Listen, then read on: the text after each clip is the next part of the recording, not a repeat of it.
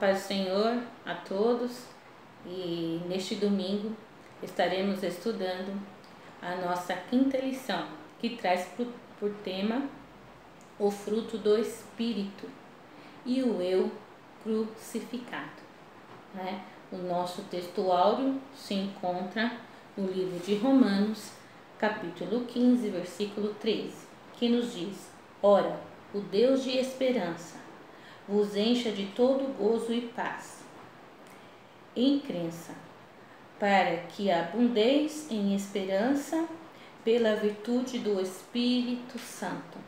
Nossa leitura bíblica em classe se encontra em Gálatas, livro de Gálatas, capítulo 5, versículo 16 ao 26. Diz assim: Digo, porém, andai em espírito e não cumpris a consciência da carne, porque a carne cobiça contra o espírito e o espírito contra a carne, e estes opõem-se um ao outro, para que não façais o que quereis.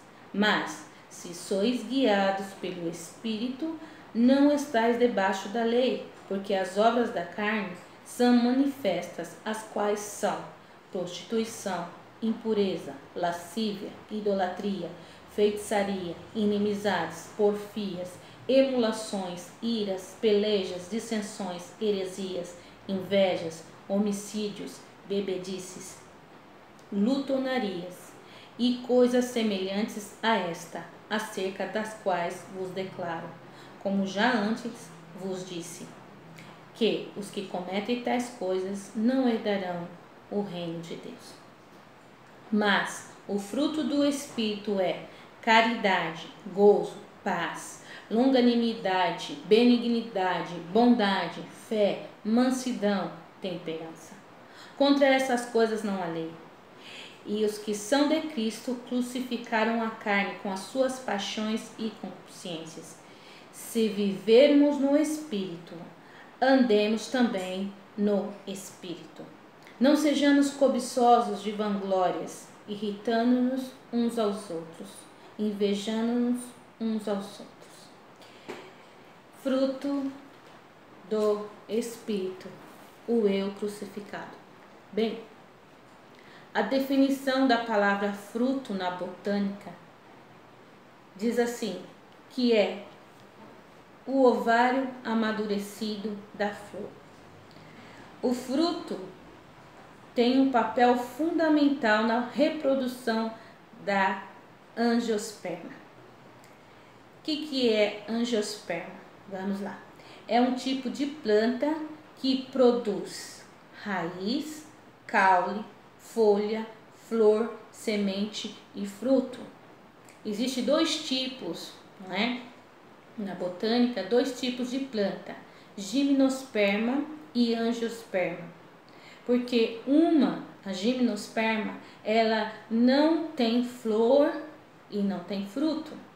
Já a angiosperma, ela tem flor e tem fruto. E em João, vamos ler João, capítulo 15, versículo 5. Vamos ler o que diz João. Aqui são as palavras de nosso Senhor Jesus Cristo. Jesus disse, João relatou o que Jesus disse. Jesus disse assim: Eu sou a videira, vocês são os ramos. Se alguém permanecer em mim e eu nele, esse dará muito fruto. Pois sem mim vocês não podem fazer coisa alguma. Bem, dentro da botânica, nós sabemos que o caule, não é? Aqui os ramos, ele não é nada se não vir a seiva da planta para ele. E aqui Jesus está dizendo assim, ó, sem mim nada podeis fazer. Então, sem ele não existe flor e não existe fruto. O que faz ter flor e o fruto nos galhos da árvore é a seiva, que vem, não é? Sem a seiva da árvore, os galhos não produzem nada. Por isso que ele diz, sem mim nada podeis fazer. E também queremos falar um pouco dessa definição do eu, não é? Mas dentro da psicologia, bem superficial, bem rasinho mesmo, tá bem, irmãos?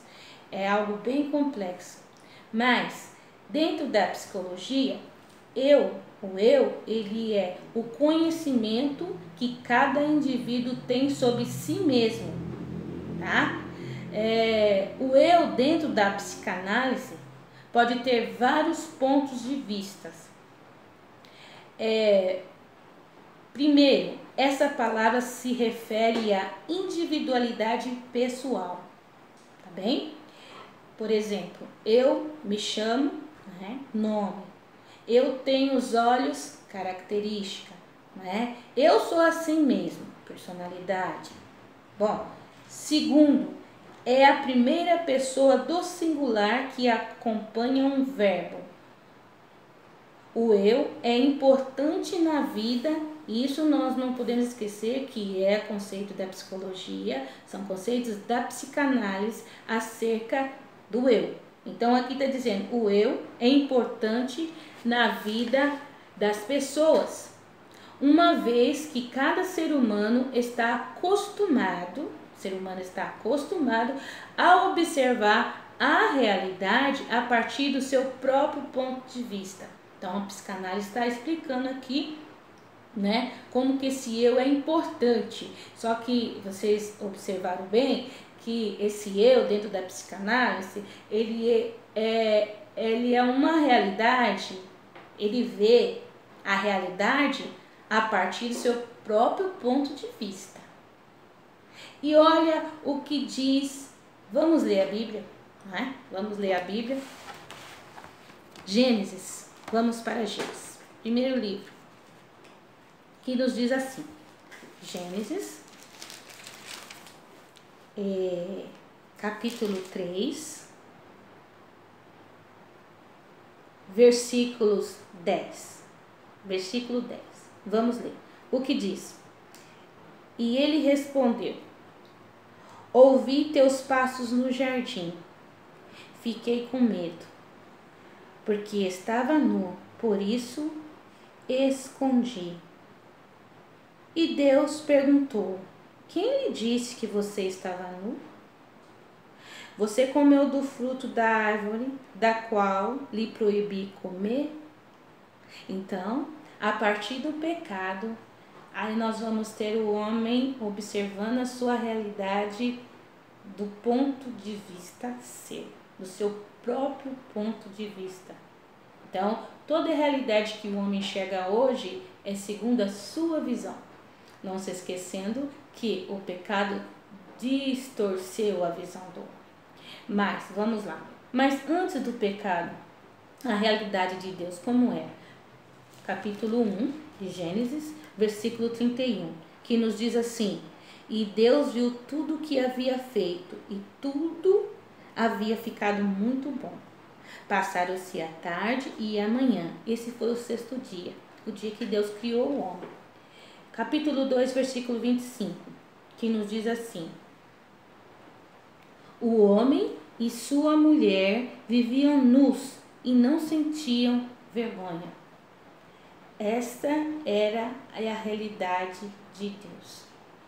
O homem, quando andava pela realidade de Deus, a partir do momento que o homem pecou, ele começou a olhar a realidade do seu ponto de vista. E seu ponto de vista já está comprometido. A sua visão já está distorcida, não é? Então aí nós estamos compreendendo por que o eu tem que ser crucificado. Amém? Fruto do Espírito, o eu crucificado. O fruto do Espírito na vida do crente. O fruto do Espírito na vida do crente. Vamos lá. O Espírito Santo é o que convence o homem de seu pecado. A partir do momento que ele convence o homem, que o homem ouve a palavra de Jesus e acredita, ele crê que ele necessita de um Salvador porque ele é um pecador, a partir deste momento o Espírito Santo vem e habita no homem. A partir desse momento o Espírito Santo habita, vai residir no coração do homem. E a partir desse momento é que o fruto do Espírito começa a ser desenvolvido. Amém? Então, aí nós já compreendemos que é nesse momento que o fruto começa a ser desenvolvido. E ele é desenvolvido paulatinamente, ou seja, gradativamente na vida do cristão. E é um processo natural. Tá bem? É um processo natural mediante um processo de amadurecimento, não é? Espiritual. Então, quando a gente fala assim, é um processo natural, porque é obra e graça do Espírito. Então, ele vai crescer, certo? Ele vai crescer. Agora, o que acontece para ele não crescer é quando nós não damos espaço, porque é parte dele. Agora, é óbvio, né, que vai ter a nossa parte. Nós já vamos falar disso um pouquinho. Mas, em João, né, continuando aqui em João, no capítulo 15, João, no versículo 5, Jesus falou que ele é a videira e nós somos os ramos. E no versículo 16, né, capítulo 15 de João, versículo 16, ele disse assim: vocês não me escolheram, mas eu escolhi para irem e derem fruto que permaneça, a fim de que o Pai lhes conceda o que pedirdes em meu nome. Aqui nós estamos vendo Jesus falar de fruto no singular. E mais, ele está dizendo que mediante esse fruto, que é para nós termos esse fruto, pediremos tudo ao Pai, e em nome dele será concedido. Mas que fruto é esse?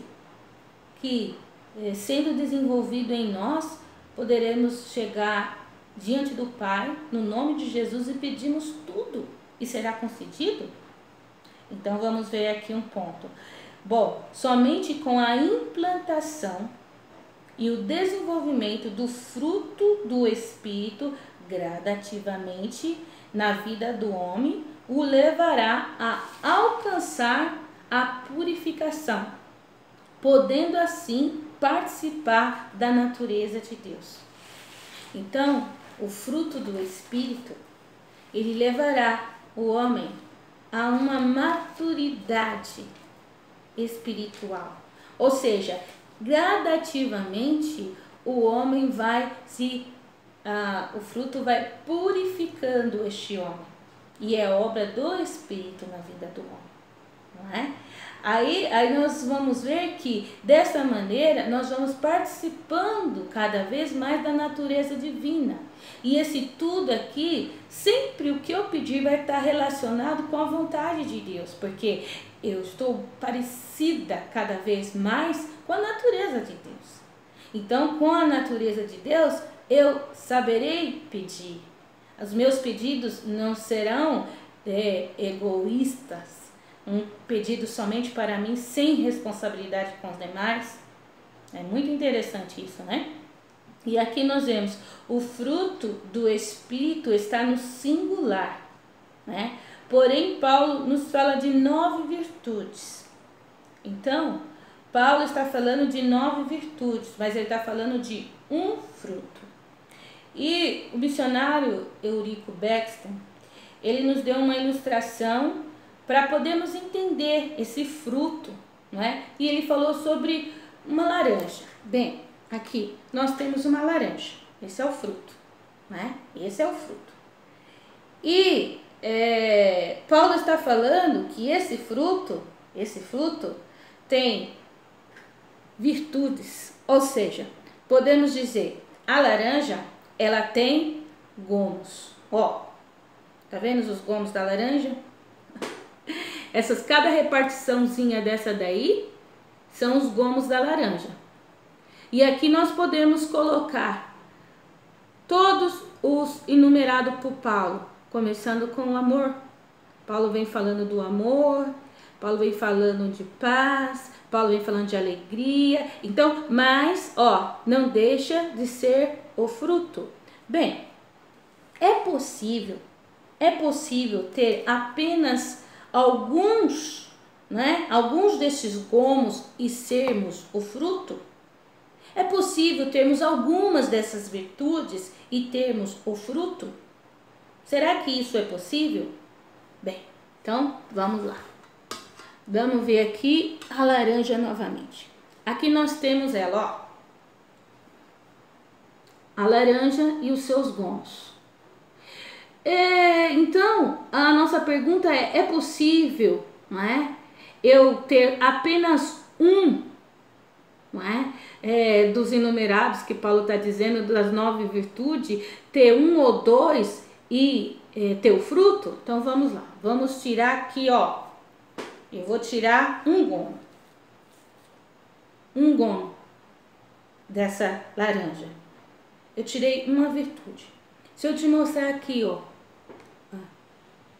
que você vai dizer para mim? É a laranja? Bom, e se eu te mostrar aqui a laranja? O que aconteceu com a laranja? Eu até abri ela. Então, é impossível. O fruto, ele é o todo. O todo. O todo. Esse é o fruto. Então, só tendo um ou dois, como que eu posso dizer que é o fruto? O fruto é o todo. Então, Paulo está falando que o fruto, a somatória dessas virtudes, a somatória dos gomos é o fruto. É isso que podemos entender. Amém? Bom, então não é possível ter um ou dois gomos ou três e falar assim, eu tenho fruto. Porque o fruto, ele é o todo. Então, ele é, a partir do momento que o Espírito Santo veio habitar nas nossas vidas, é claro que esse é um processo paulatino, tá? É um processo. E nesse processo, o fruto vai se desenvolvendo nas nossas vidas. É isso que nós temos que entender. Mas não adianta nós falar que temos um e não tem o outro. Porque o fruto é todos os gomos, no caso aqui, né, da nossa laranja. E você viu o que aconteceu. Eu tirei um gomo e eu acabei com um fruto. Então, não existe nem fruto. Tá bem? Então, aqui nós vemos que o fruto do Espírito é a obra do Espírito Santo em nós. É o resultado de sua habitação em nós. Quando eu sei que uma casa está habitada. Como que eu sei que uma casa está habitada? Quando essa casa está cuidada. Então, a obra do Espírito Santo, não é? Das nossas ideias, nós temos que entender bem claro que o fruto do Espírito, não é? Ele é a somatória de todas as virtudes e é a obra do Espírito Santo em nós. É o resultado da sua habitação. O resultado da habitação do Espírito Santo é o fruto. É simples de compreender. O problema é nós vivermos, não é? O problema é nós aceitarmos que Ele trabalha em nossas vidas. Por isso que há uma guerra constante dentro de nós. Nós lutamos contra nós mesmos. É este eu que tem que ser crucificado para que o fruto do Espírito possa desenvolver em nossas vidas. Amém?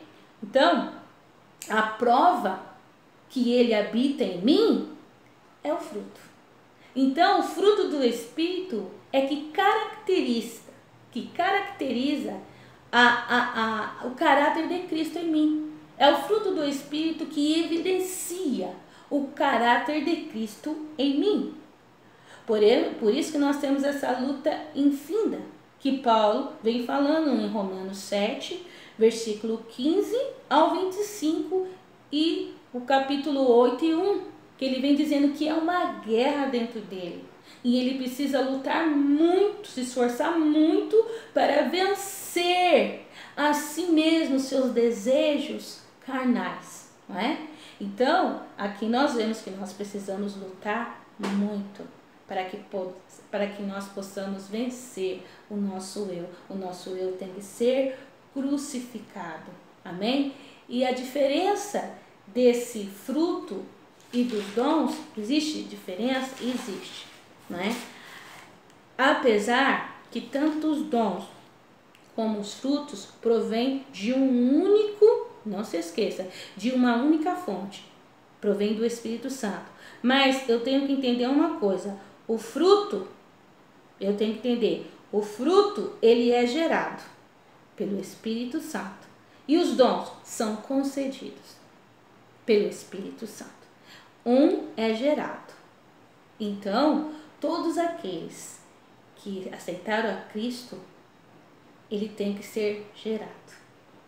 Ele tem que ser, todo o seu ser agora vai ser transformado. Então, o fruto do Espírito em nós, ele é gerado. Já os dons, ele é concedido, não é? Isso não significa que você não possa pedir os dons, porque ele próprio permitiu que nós chegássemos e pedíssemos os dons, sabendo que os dons não é para uso pessoal nosso e da nossa vontade. Isso nós temos que entender bem, não é? Na aula passada já foi bem explicado o que são os dons. Então, o apóstolo escreve aos irmãos de Gálatas sobre o fruto do Espírito e os seus gomos, ou seja, as suas virtudes, as suas qualidades ou modalidades. E começa com o amor. Esse amor que é relatado muito bem em 1 Coríntios. Em 1 Coríntios 13. Então, aqui Paulo vai escrever aos irmãos de Gálatas, não é? Acerca desse fruto, do fruto que começa com amor, a base, tudo, para começar todas as outras modalidades ou virtudes é pautado no amor.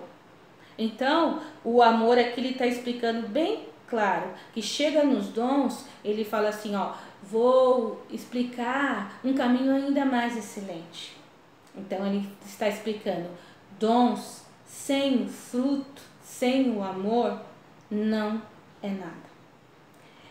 Não que o dom não é importante, os dons é importante, são importantes sim, provém do mesmo Espírito, mas os dons é para aqui e agora, não é? E o dia que Jesus vir levar a sua igreja, os dons cessarão. Agora, o fruto, não é? O amor permanecerá eternamente. E, por fim, aqui fala sobre o Espírito se opõe à carne. Então, nós temos que compreender, o Espírito se opõe à carne. No contexto, Paulo está falando à igreja de Gálatas, que estava tendo muitos problemas. Problemas como contradições, oposições doutrinárias, legalismo, alguns dando ocasião à carne. Eles estavam vivendo o fruto do pecado, não é? Sendo manifesto através das obras da carne e seus vícios. É isso que Paulo está falando com os irmãos aos Gálatas. Então, eles estavam vivendo um legalismo, que os levava a um egocentrismo, competição espiritual.